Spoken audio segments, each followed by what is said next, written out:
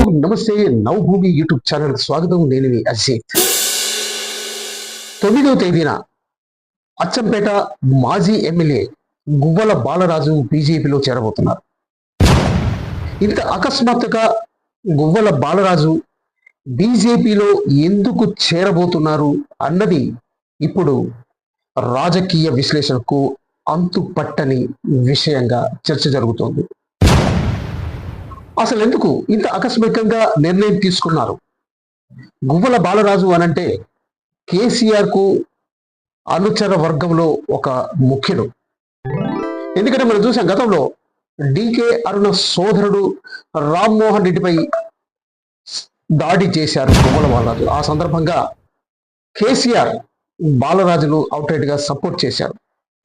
ఇప్పుడు అదే ఆ డికే అరుణతో సమావేశమైన గువ్వల బాలరాజు ఆనాడు జరిగిన ఘటనకు మరి క్షమాపణ కూడా చెప్పినట్టుగా తెలుస్తోంది. బీజేపీలో వెళ్ళటానికి డికే అరుణతో ఆయన మరి సమావేశమై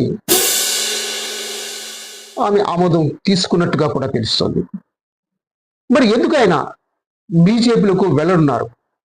గువ్వల బాలరాజు గత అసెంబ్లీ ఎన్నికల్లో ఓడిపోవటానికి కారణాలు ఏమైనప్పటికీ ఇప్పటికి కూడా నియోజకవర్గంలో చాలా బలమైన నాయకుడిగా, అంటే ఇండిపెండెంట్ అభ్యర్థిగా పోటీ చేసిన గెలవగలిగే సత్తా ఉందని మరి అక్కడ నాయకుల నుంచి వినిపిస్తోంది. నేను ఒక గువ్వల బాలరాజు సన్నిహిత నాయకుడితో నేను మాట్లాడాను. ఈ మాట్లాడిన సందర్భంలో ఆయన కొన్ని విషయాలు చెప్పారు. గువ్వల బాలరాజు మరి బీజేపీలోకి వెళ్ళటానికి గల కారణాలను ఆయన కొన్ని వివరించారు. రాబోయే రోజుల్లో అచ్చంపేట అసెంబ్లీ పునర్విభజనలో మరి చీలిపోనుంది. ఈ సందర్భంగా మరి కాంగ్రెస్ కానివ్వండి, కొంతమంది నాయకులు అచ్చంపేటను జనరల్ స్థానంగా చేసేందుకు ప్రయత్నాలు చేస్తున్నారు. ఇప్పుడున్న చారగొండ కానివ్వండి, ఉప్పునూతన మండలాలను కలిపి, అంటే జనరల్ మండలాలను కలిపి మరి అచ్చంపేటను జనరల్ అసెంబ్లీగా మారి, అయితే ఇప్పుడు మనం చూస్తున్నాం మేడిగడ్డ అంశం మీద మరి ఘోష్ కమిషన్ వెల్లడించిన అభిప్రాయాల మేరకు లేదా నివేదిక మేరకు ఈ కేసులో కేసీఆర్, హరీష్ రావు, ఈటల రాజేందర్ పేర్లు వినిపిస్తున్నాయి. వీరిపై ఎలాంటి నిర్ణయం తీసుకోవాలన్న ఆలోచన అసెంబ్లీలో జరిగే సమావేశంలో చర్చించిన మీదటే నిర్ణయం తీసుకుంటామని ముఖ్యమంత్రి రేవంత్ రెడ్డి ప్రకటించారు. అయితే నిన్న అన్యాపదేశంగా కేసీఆర్ కూడా ఒక ప్రకటన చేశారు. నన్ను అరెస్ట్ చేయొచ్చు, నేను అరెస్ట్ అయ్యే అవకాశాలున్నాయి, బీఆర్ఎస్ శ్రేణులు ధైర్యాన్ని కోల్పోకండి అంటూ ఆయన ధైర్యాన్ని నూరిపోశారు. మరి ఇలాంటి సందర్భంలో కేసీఆర్ అరెస్ట్ అవుతే, అదేవిధంగా ఫోన్ ట్యాపింగ్ కానివ్వండి, తర్వాత ఈ ఫార్ములా కార్ రేస్ విషయంలో మరి కేటీఆర్ ని కూడా అరెస్ట్ చేసే అవకాశాలు కనిపిస్తున్నాయి. అలాంటప్పుడు కేటీఆర్ ని కూడా అరెస్ట్ చేస్తే పార్టీ పగ్గాలు కవిత అందుకునే అవకాశాలు ఉన్నాయి.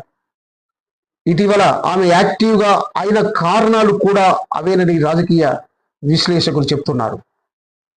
అయితే మరి పార్టీ పగ్గాలు కవిత చేతుల్లోకి వెళితే హరీష్ రావు పరిస్థితి ఏమిటి?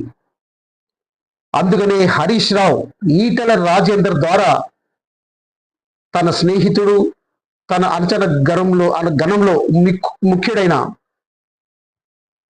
ఈటల రాజేందర్ ద్వారా మరి బీజేపీతో మంతనాలు సాగిస్తున్నట్టుగా మనకు వినిపిస్తోంది.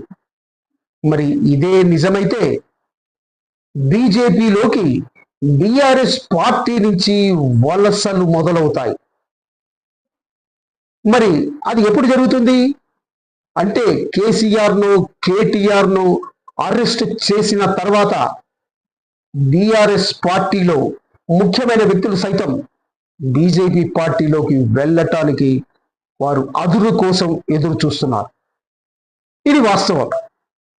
అయితే మరి అరెస్ట్ ఎప్పుడు జరుగుతుంది ఏమిటి అనేది మరి రేవంత్ రెడ్డి తీసుకునే నిర్ణయాన్ని బట్టి ఉంటుంది. అప్పటిదాకా బీఆర్ఎస్ పార్టీలో మరి కలకలం చెలరేగుతోంది. అయితే ఈ గువ్వల బాలరాజును మరికొంతమంది ఎమ్మెల్యేలను ఆపడం కోసం ప్రయత్నాలు కూడా చేస్తున్నారు. గువ్వల బాలరాజును ఆపేందుకు మరి ప్రవీణ్ కుమార్ మాజీ ఐపీఎస్ ప్రయత్నాలు చేస్తున్నారు. అయితే గువ్వల బాలరాజు ఫోన్ ఎత్తటం లేదని కూడా తెలిసింది. అయితే తన ముఖ్యాంశాలకు చెప్పింది ఏమిటంటే 9వ తేదీన తాను బీజేపీలో చేరబోతున్నట్టుగా ఆయన చెప్పుకున్నారు. భారీ ఎత్తున తరలి రావాలి అంటూ కూడా ఆయన తన అనుచరులకు చెప్పారు.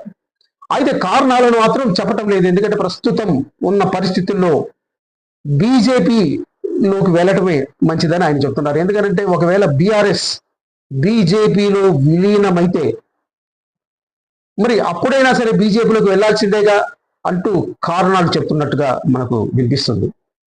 అయితే ఇంకో కథనం కూడా వినిపిస్తుంది. మీ అరెస్టు, ఈ భయాలన్నీ తప్పించుకోవడం కోసం కేసీఆర్ బీజేపీతో టచ్ లో ఉన్నారని, ఉపరాష్ట్రపతి లేదా ఇంకేదైనా కీలకమైన పదవి ఇస్తే బీజేపీలోకి విలీనం చేయాలన్న ఆలోచన కూడా ఉందని వినిపిస్తుంది. అయితే మరి బీఆర్ఎస్ పార్టీలో ముఖ్యులు ఏమంటున్నారు అంటే అలాంటి ప్రతిపాదన ఏదీ లేదు. ఎందుకనంటే ఇంత పటిష్టంగా గ్రామీణ ప్రాంతాల్లో కూడా మరి క్షేత్రస్థాయిలో చొచ్చుకుపోయిన బీఆర్ఎస్ పార్టీ అంత త్వరగా బీజేపీలకు విలీనం అయ్యే అవకాశాలు లేవని చెప్తున్నారు. సరే, ఏది ఏమైనా ఈ తాజా పరిణామం బీఆర్ఎస్ పార్టీని ఆందోళనకు గురిచేస్తుంది. ఏతావాత ఎక్కువగా లాభపడేది మాత్రమే బీజేపీనే.